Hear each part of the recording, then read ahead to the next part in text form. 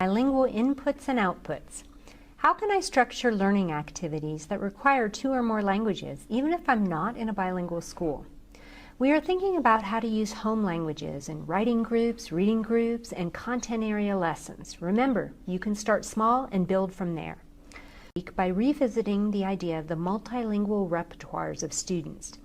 Did you notice on this diagram that we did not designate home language or English for any of the categories? There was a purpose behind this omission.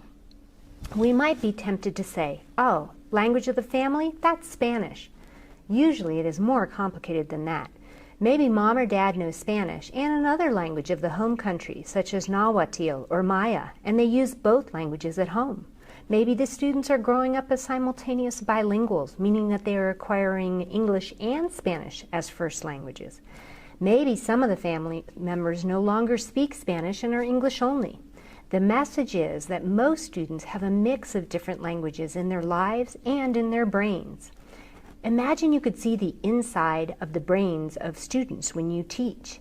You may be delivering your instruction in English, but the bilingual brains of your students are using all of their languages simultaneously to make connections and understand the lesson. So how do we create learning activities where we can capitalize on the amazing connections and activities of the bilingual brain? Let's start with the 4 language domains. The receptive domains show input, that's listening and reading. The expressive domains show output, speaking and writing. When we speak of bilingual input and output, we can begin by thinking about mixing languages within these domains. For example, we listen to something in our home language and then we explain it in English and Spanish.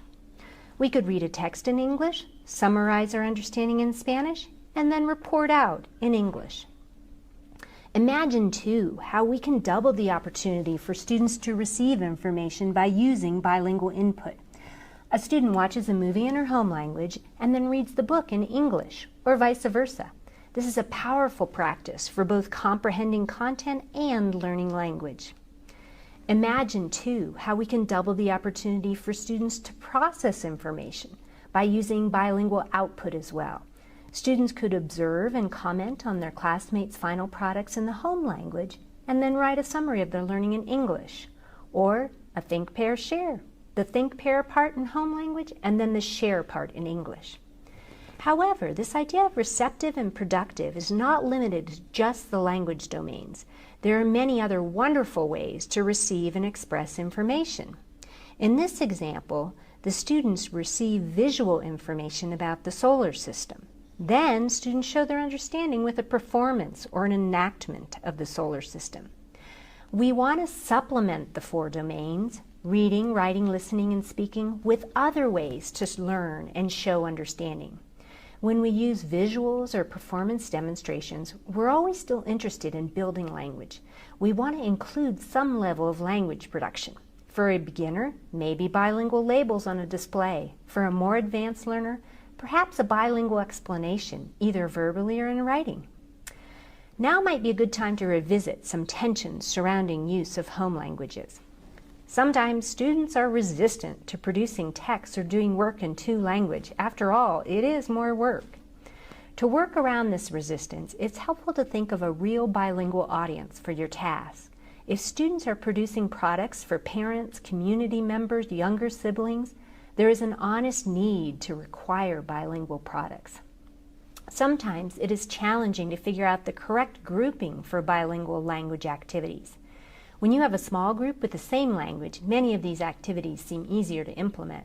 This is especially true when there are varying language levels with at least 1 student who can report out in English.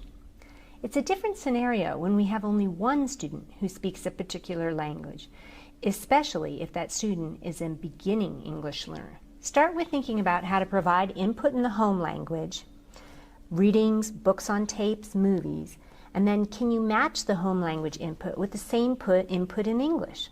This will help your learner acquire English as they are learning content.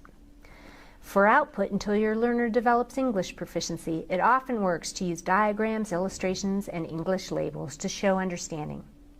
There are tensions, but we also need to remember the benefits. Using home languages allows for deeper processing of content. It encourages cognitive flexibility, and it shows the home language as a language of academic learning.